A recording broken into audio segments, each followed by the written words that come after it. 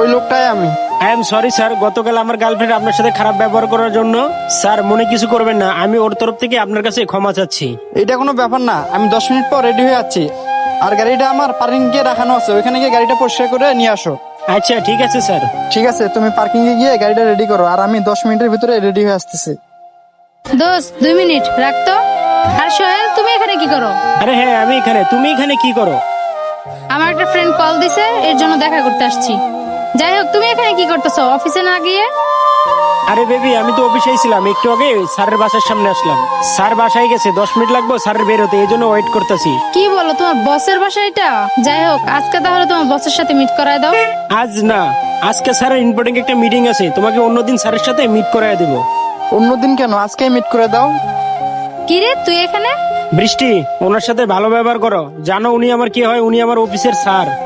কি উনি তোমার বস হয়? হ্যাঁ বৃষ্টি, উনি আমার বস।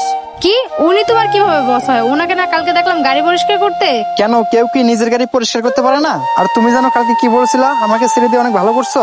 শোনো, যাওয়াটা তোমার জন্য ভালো ছিল না, আমার জন্য ভালো ছিল।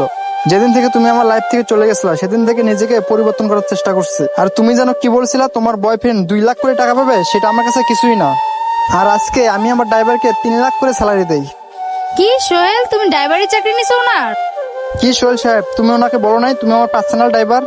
স্যার সত্য কথা বলতে কি, ওনাকে বলার সুযোগই হয় নাই। ইস রে, শেষমেশ আমার এক্স বয়ফ্রেন্ডের ড্রাইভারির চাকরিটা নিল।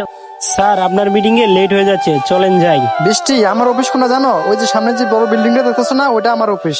আচ্ছা সোহেল সাহেব, তাহলে চলো অফিসে যাই। ঠিক আছে বৃষ্টি, তাহলে তুমি বাসায় যাও, আমি স্যারকে নিয়ে অফিসে যাচ্ছি।